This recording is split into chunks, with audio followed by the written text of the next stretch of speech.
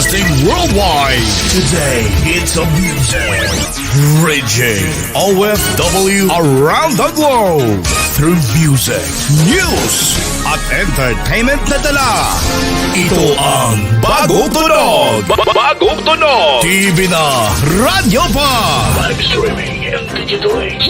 Mas pinabago, mas pinalawak, mas kaabang-abang, mas siksik sa balita, mas lalong mamahalin nyo. Ito na ang pinakabago mong 98.4 Love FM Teleradyo. Teleradyo, ang tahanan ng mga OFW. Radyo na, TV pa. 98.4 Love FM Teleradyo. Solid ka dito.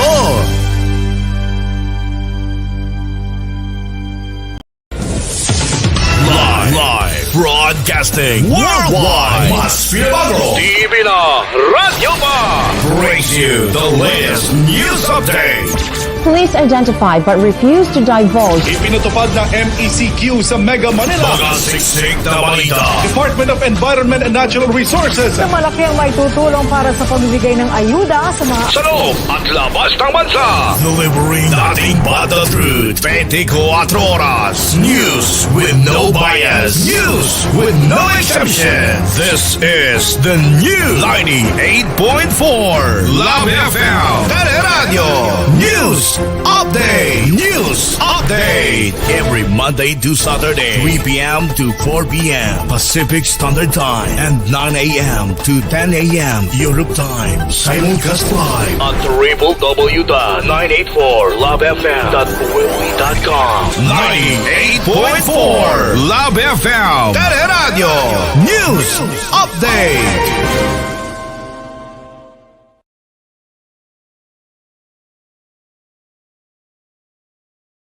Very rainy Monday to everyone. Magandang gabi.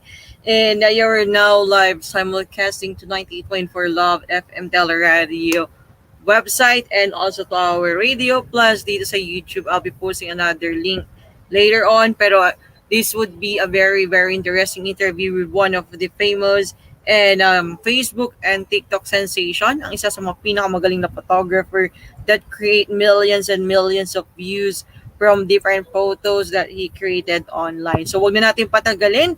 Iakit na natin ang bagong model ng Realme, Mr. Mark Kelvin. Hello! Hello po, magandang gabi. Magandang gabi, Mark. Pasensya na ha, medyo naabala ka namin. Kamusta ka naman? It's okay. It's an honor po. Okay naman po ako. I'm doing great naman po. Ayun. Actually, na-amaze kasi kami yung si Mr. MJ and si Celeste, nag-guest namin siya. And I'm also, my sister and I are also one of your followers. Sobrang nakakatuwa yung mga photos mo. Ang galing, promise. How it came to your bago ka pala namin kamustahin, sino nga pala mo na ang isang Mark Kelvin sa mga hindi pa nakakakilala? Si Mark Kelvin ay isang 30-year-old 30-year-old na siya. 30-year-old actually full-time event photographer and videographer. But for now, I'm actually focusing on as a social media content creator and then influencer. Though I'm doing client shoots pa din in projects, parang ganyan. And also, I am a graduate of Arts and Development Communication from the Ateneo de Naga University under the Department of Media Studies. So that's why dito ako napunta. Well, it's a blessing, no? Ang galing mo bilang isang photographer, sobrang galing. Ang ganda, may buhay talaga, may kwento.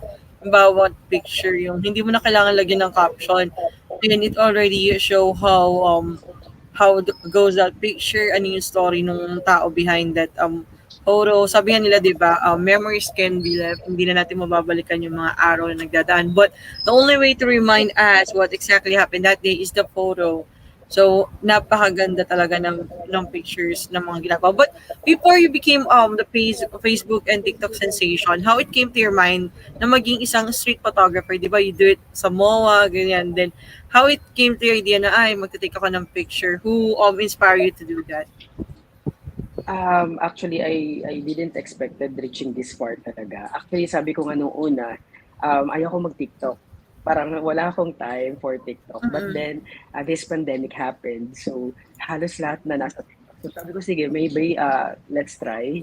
And then, yung unang contents ko on TikTok was actually dancing contents lang. So, sabi ko, hindi ko dadalhin yung pagpo-photography ko sa TikTok. So, parang purely libangan lang talaga siya. And then, one day, may nadaanan akong mga contents from foreign photographers doing stranger shoot. So sabi ko, parang nakaka-amaze at nakaka-challenge yung mga ginagawa nila. So I was actually inspired at paulit-ulit ko tong sinasabi sa mga previous interviews ko sa Mm. iba't ibang media outlets na I was actually inspired by foreign photographers who actually do this stranger photo shoot talaga. So I don't know pero luckily kahit papano ako yung nag-introduce nito dito sa Pilipinas. Kaya after nung madaming features na and yung mga contents ko na nagva-viral na, so madami na ding sumubok ng content na to. So luckily, tinatangkilik naman siya ng tao. And it changes a lot of yung mabuhay ng mga iba't ibang personality na napi-feature mo, especially for example sila Sir MJ yung sa Le Petit Bouquet, it changes their life. And also yung mga women's one, since you featured yung mga chubby ladies, you make them feel that photo shoot or photography is not only for those sexy and yung mga handsome, nandun din yung all types of sizes. Talagang you improve their confidence when it comes to mga self to self, kasi 'di ba aminin natin there are a lot of people who's really afraid sa mga photo shoot, especially yung mga selfie, kasi sabi nila I'm camera shy, hindi naman ako maganda sa kanya, but you make it really different. How it feels that there are a lot of people who really inspired when it comes to your stories, yung maraming humahanga na sa iyo ngayon from being a student who came from University of Ateneo Sanaga. Then look at you right now. You're already the model of real me, diba? How it feels right now. Actually, nakakatuwa kasi sabi ko, sa sunod-sundi yung mga blessings ni Lord. Sabi ko, baka ito yung binabalik niya sa akin. Siguro by doing, alam niyo yun, by doing good sa ibang tao. Kasi syempre, we are actually experiencing a lot this pandemic, di ba? So madaming tao talaga yung sobrang dumaraan sa depression. Yung iba naman sobrang namroblema dahil hindi na nila alam kung anong gagawin nila dahil grabe yung atake sa kanila ng pandemic. So despite nito, lahat namang nangyayari sa atin, hindi natin ina-expect na meron pa ding mga taong alam niyo yun, parang mapagkukunan pa din or mapagsisimulan pa din ng saya at ligaya na pwedeng mai-share sa iba't ibang klase ng tao. So the feeling actually I feel so much parang I'm so blessed. I'm so thankful to have these people who have their undying support and love to my content and to my craft. Kasi sabi ko, sa totoo lang, kung wala talaga itong mga taong ito, patuloy na nagsusuporta sa akin, actually, wala rin ako dito. Hindi ako mapupunta dito. Totally. Wala. So, thank you Actually, so also, much. you're always welcome, and thank you kasi napagbigyan mo kami siya, sobrang hectic talaga ng schedule mo. Actually, the reason behind all of this podcast is because we want to feature a lot of people, especially Filipino artists, photographer, blogger, na sabi nga namin, we're not really rich, financially rich. We cannot help everyone financially. But what we can do, since sabi mo nga, because of pandemic, in spite of 2 years pandemic, some of the people are really demotivated. And the only way to help them is emotional support. Because of your content, we share it to everyone. So just to give smile, give motivate those people, yung mga photographer dyan na graduate tapos ang isip nila na it might be hindi ito magandang naging journey ko, dapat hindi ako nag-photography kasi ganito ganyan. But you inspire them to move forward, that in spite of all the challenges, the 2 year pandemic, it's still there are a lot of things that you can do to your talent and to your profession being a photographer. Yung hindi lang yung mag-shoot ka lang sa may studio, you can evolve eh. Technology is evolving, so what you didn't stay sa studio mo, you make things different. Ginamit mo yung passion mo to inspire everyone and to motivate other people na kaya natin to, basta gusto natin yung ginagawa natin, nakakapagpasaya tayo, continue lang, continue. And because of that, we really admire you for being one of the number one, actually for me, number one TikToker, and also being the number one really good photographer na nakaka-inspire yung story mo, yung paggawa mo. And my last question, because I don't really want to take you too long, my last question is that being a photographer or being the sensational photographer right now in TikTok and Facebook, do you still wish for something, or are you looking for more, hoping for more? Malay mo marinig tayo, di ba? Actually, sabi ko nga, every day is a learning process. So, kahit sinasabi ng ibang tao na, sir, ang galing mo, ang ganda ng content mo, ang ganda ng mga pictures mo, sobrang nakaka-amaze, sobrang madami daw silang natututunan. Parang, I just want to thank a lot of people by, alam niyo yun, parang nagsisend sa akin ng mga messages and positive comments like this. But I'll tell you, for me, every day is a learning process. So let's keep on learning. Actually, ako, I should say na I'm still learning I'm still learning on this industry.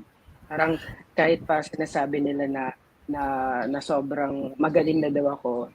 So, thank you. Pero alam niyo yun, parang low-key lang tayo. At alam niyo yun, mas maganda kasi kapag alam or kapag na i-share mo sa ibang tao na hindi titigil yung natin. Alam niyo, yung learning process. Oo. Lagi siyang Totoo yun. Totoo. Kasi everyday nag-evolve siya. May one last question from one of our admin or the OIC of 98.4. This is one last question I'll be asking you. What can you give us tips on how to be good in taking pictures? Being a photographer, what are your insight? Ano ba yung mga ginagawa mo, yung mga styles on how to take good pictures? Kasi marami dito sa atin aspiring photographer, and yung iba is gamit lang just a regular phone. So, what are the things that you can share to them? Okay. For the technicality side of the of art in photography, ibibigay ko na to sa ibang tao kasi this is parang yung alam niyo yun, ang dami kasing technical about sa photography. So alam ko na madaming skilled and talented photographers, Pinoy photographers. So syempre may mga kanya-kanya din silang vlog on YouTube na nag-create sila ng tutorials, tips and hacks about photography. But for me, siguro masasabi ko na there's no perfect. I mean, anyone can be a good subject naman. So kasi may magtatanong ano yung perfect subject for me and paano makagawa ng magandang photo out of that subject. So anyone can be a subject. So kasi yung photo na ginagawa natin, it's all about the story the photographer wants to tell. So it's all about the story. So kung ano yung gusto mong ikwento sa public for that particular day. So kahit makakita ka pa dyan ng sobrang magandang babae, maganda yung outfit, but then on that particular day, hindi siya yung gusto mong ikwento sa public. So hindi din siya magtutugma sa gusto mo. Yes. Yeah. So dapat ganun. Kaya ako kapag pipili ako ng subject, pinapakiramdaman ko kaya sa let me take this opportunity to share to everyone na hindi yung scouting. Sobrang mahirap yung pag-i-scout na stranger. Kasi sa totoo lang, hindi po ako yung tipong pag nakakita na, kasi syempre, ang daming tao, for example, GC tayo, ang daming tao, nakaporma, ang gaganda ng mga damit. Pero, kapag nag-scout ako dyan, ganun ako, pag tumitingin ako, hindi ako yung parang, pag may nakita lang ako na magandang damit, ay, pwede na yun, sige, subject ko. Hindi po ganun. So, nag-i-scout ako, pinapakiramdaman ko, the way siya gumalaw, yung mood niya. So, syempre, di ba, malay natin kung bad mood pala tapos lalapitan mo, so mas napasama yung araw niya. So, ganun. Papakiramdaman talaga, yun yung saka may spark na nafe-feel ako. I don't know kung saan to galing, pero every time na pipili ako ng subject, may spark akong nafe-feel na parang sinasabi or may humihila sa akin na eto, perfect subject for today. So, ganun siya. So, Ang With galing. regard, Grabe. opo, with regard naman sa composition ng photos, pag actually nakaka-receive ako ng madaming hate speeches right now. Hate speeches, negative comments about my shots like there's no special daw sa shots ko, hindi maganda yung composition, walang composition, hindi daw maganda yung kulay, pangit daw yung timpla. So, perhaps para sabihin ko siguro on behalf of other photographers or other professional photographers or other aspiring or amateur photographers, parang let me take this opportunity to say na hindi lahat ng nakikita natin ay perfect sa ating mga mata. Like siguro sa'yo dahil, or sa iba dahil mataas lang yung standards nila, kaya nasasabi nilang pangit yung shot. Pero para sa akin, walang pangit na shot. Kasi for as long as na yung photographer at yung model na kinuna ng photographer ay masaya dun sa output, then that's already a perfect shot for them. So, hindi natin masabi. Parang ang sa akin lang, siguro when it comes to technicalities aside, yes, that's acceptable. Pero we don't have the right to say that yung shot na yon ay pangit. So let's just appreciate everything around us. We are living in a very, alam niyo yon, very chaotic world. Oo, totoo yan. Diba? Bakit nag-i-spread pa tayo ng negativity and hate?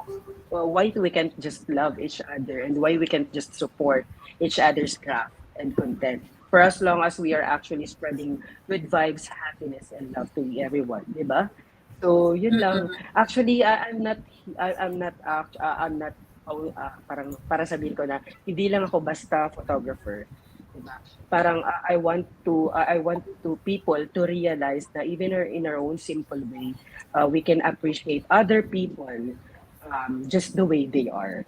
Kung ano sila, kung ano nakikita natin sa kanila sa labas. So, ayun, 'di ba? So, happiness and love for everyone.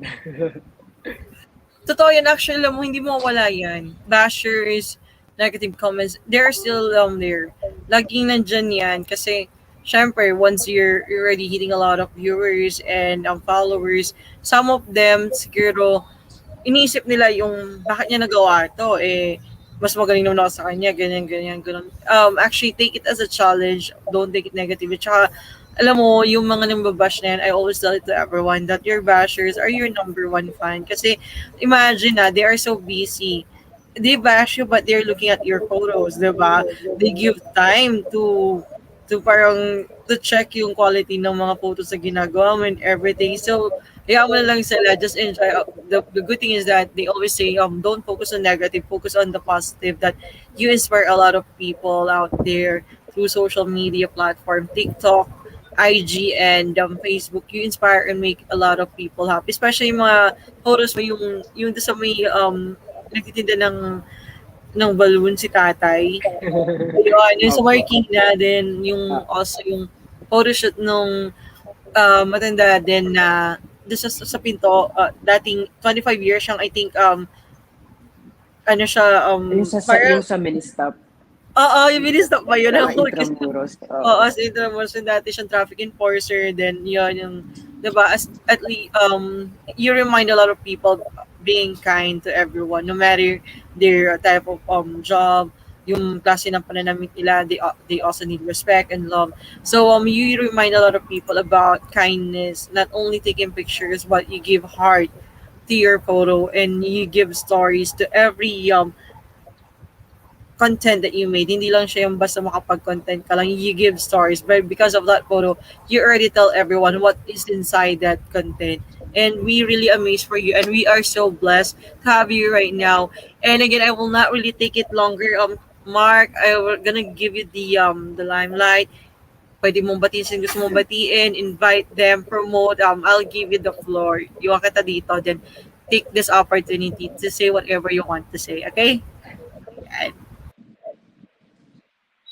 So ayun lang, I just want to thank all the people, my family, my friends and relatives who keep on supporting me and loving me for all my contents and for my craft.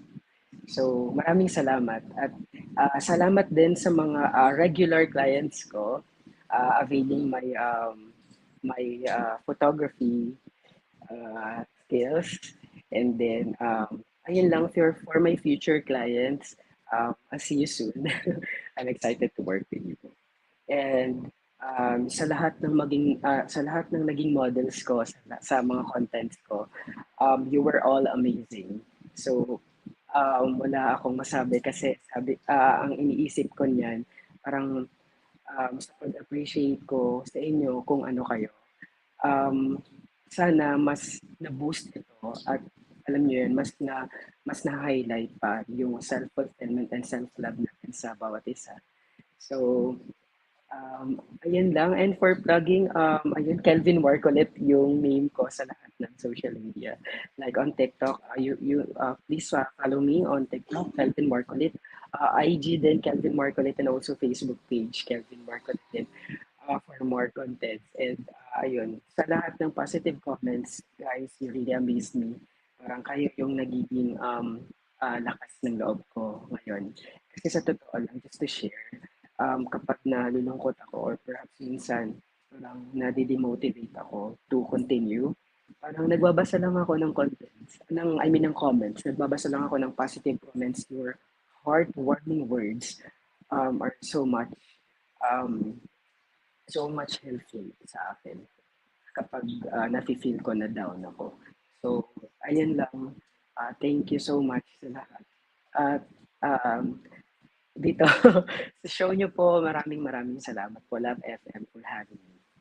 And ayun, takits na lang kung sino yung mga gala dyan sa labas, takits na lang. Yung iba kasi, nagsasabi sila na hindi nila ako matimingan, like sa MOA, sa BGC, or sa kung saan.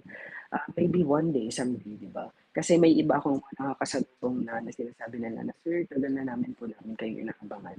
So, ayun, maybe, di ba, one day, someday, magkikita din tayo. So, ayun. Lastly, sa lahat ng content creators, hindi lang sa mga photographers, sa lahat ng content creators, at sa lahat ng aspiring content creators din, just continue what you love to do. Mag-pray lagi kasi kailangan nyo ng guidance ni Lord. And of course, kung makikita nyo yung contents ko, actually my advocacy kasi is really for people to realize that we should appreciate everyone. Let's continue to share kindness, good deeds, happiness, love to everyone.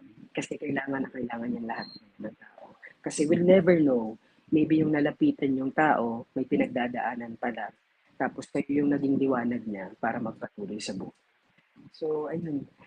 Life is too short, guys. Let's don't spread negativities and hates. Let's just love each other, support each other. Diba? Yun lang. Sobrang maikli lang yung buhay natin. So, let's just be happy. Ang mahalaga yung masaya ka at nakakapagpasaya ka ng ibang tao. Yun lang. Happiness for everyone from Kelvin. So, yun lang po. Thank you.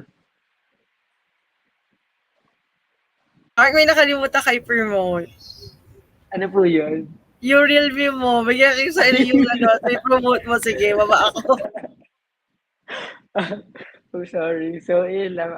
Yun nga po. Currently, I'm with Realme po. So, abangan nyo yung magiging contents ko with Realme and yung mga shots ko. So, ayun lang. And looking forward for more brand endorsement. So, thank you po sa lahat ng nagtitiwala sa akin. Thank you po.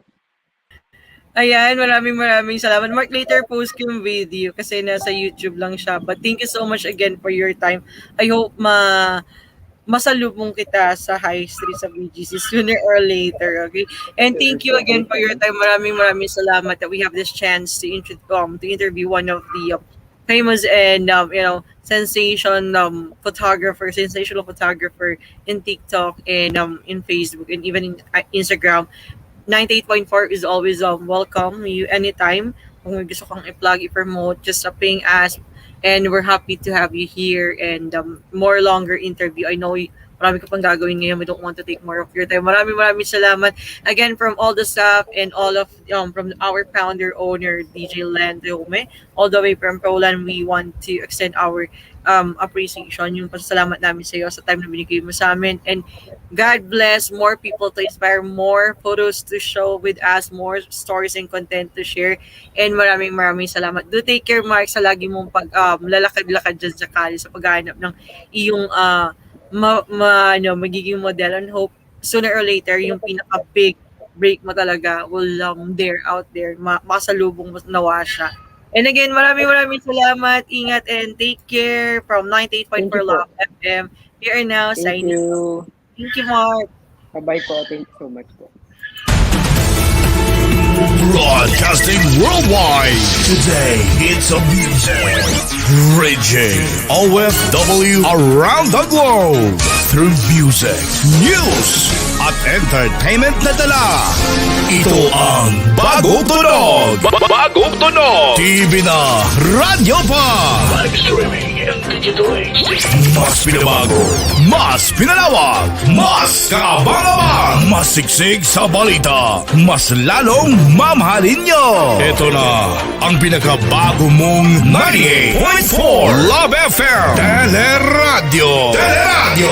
Ang tahanan ng mga OFW. Radyo na, TV pa. 98.4 Love FM Teleradyo. Solid ka dito. Live broadcasting worldwide. Mas pinabago. TV na, radyo pa. Brings you the latest news update.